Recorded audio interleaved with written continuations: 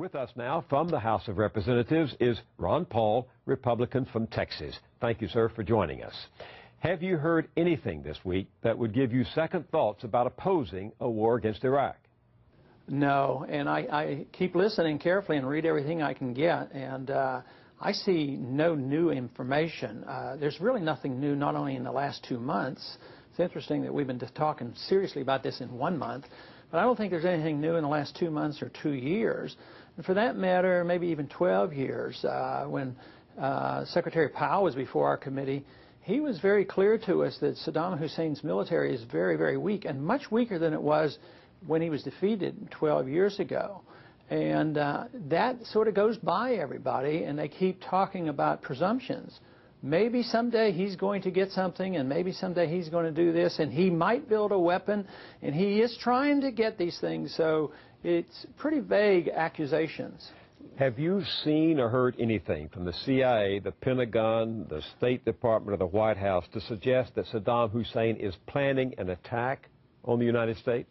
No, I see nothing imminent. He doesn't have an Air Force. He doesn't have a Navy. And he can't even shoot down, he didn't shoot one of our airplanes down in 12 years, and his army is 1/3 it was 12 years ago. So, you know, this fiction that he's Hitler and he's about to take over the Middle East I think it's a stretch. Let's take for a moment the administration at its word and admit that President Bush and others really believe there's a potential threat if he gets serious weapons of mass destruction. What should we do about that if we really thought he was getting weapons of mass destruction? Well, I think that President Kennedy gave us a pretty good idea of what we should do. He had to deal with some tough times. As a matter of fact, the various presidents had to deal with the Soviets. They had 50,000 nuclear warheads, and they had tremendous power, and they brought them 90 miles off our shore. And not once did we think that confrontation was a good idea. Matter of fact, we always stood strong, had a strong national defense. We worked on containment, and we even negotiated.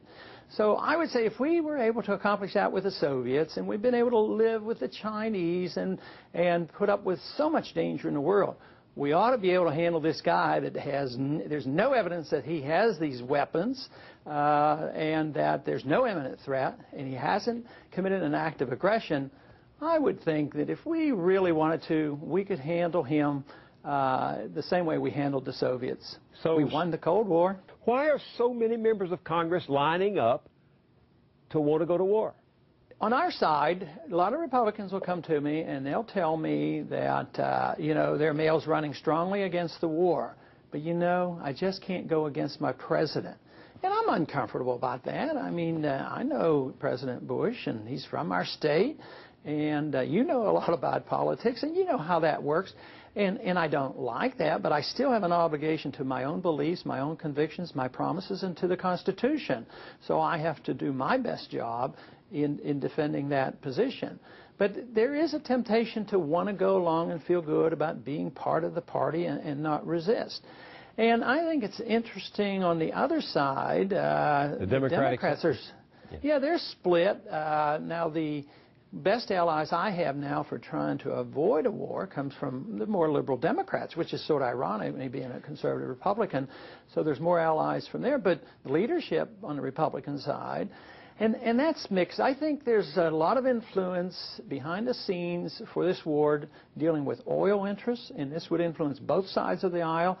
And as much as people don't like to admit it, I really think that Israel and our support for Israel has an influence in our overall policy. Do you think do you think Israel wants us to take out Saddam Hussein so that Israel doesn't have to do it itself? Because Israel is threatened it. You know, that's an interesting question. I think they want to get rid of Saddam Hussein, and I can't blame them. And when Israel went in and took out that nuclear reactor in the early 1980s, actually, I was one of the very few Republicans that supported it. It's in their interest to deal with it.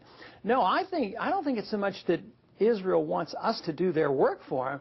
It's that we don't allow them to do their work for themselves. Because even Persian Gulf War may well have been better fought by Israel and moderate Arabs, and they could have taken care of Saddam Hussein a lot better than we did, because that war is still going on. What are you hearing from your district? Your conservative district has sent you back to Congress year after year.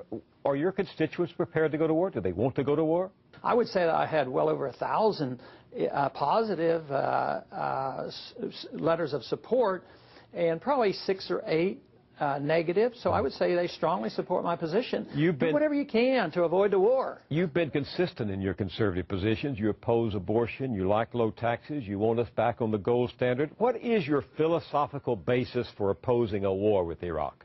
Well, you know, the long historic definition of it's actually a Christian definition of the just war influences me.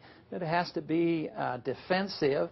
It has to be declared by the proper authorities, and you have to be willing to win the war. Prompts me to look at what the founders said. And they want us to declare the war. The responsibility is on the House and the Senate to make the declaration, and that we should win it. Now, I get motivated by this because I'm old enough to remember World War II and all the other wars, and war is not good. And I know that since World War II we haven't won any wars, so the way we get into war is every bit as important as deciding whether or not to go to war.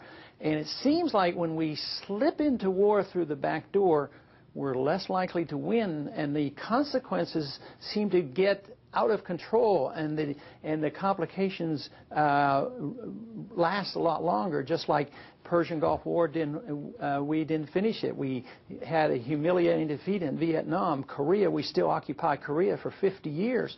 Besides, I think it's human nature to really prefer peace over war, and I think people will go to war when they know it's necessary.